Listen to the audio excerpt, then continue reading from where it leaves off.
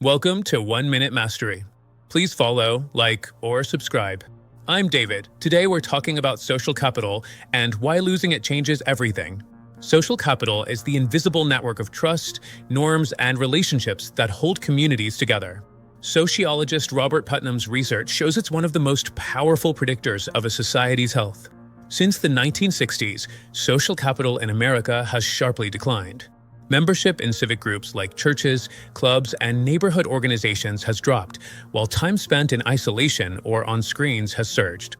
One of the main ways we used to build social capital was through what are called third places. This refers to spaces outside home and work where people gather and connect, like coffee shops, bowling leagues, parks, or community centers.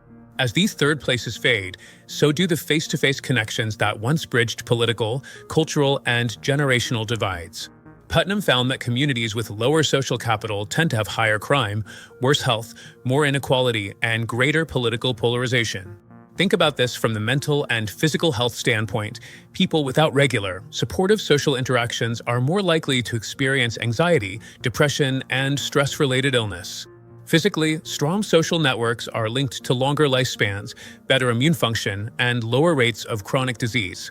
When that social fabric frays, health outcomes suffer right alongside trust and unity. And here's the wrinkle. Studies show heavy social media use is tied to poorer mental health, especially when it replaces real-life interaction. So ask yourself, is scrolling for hours really fulfilling or just distracting?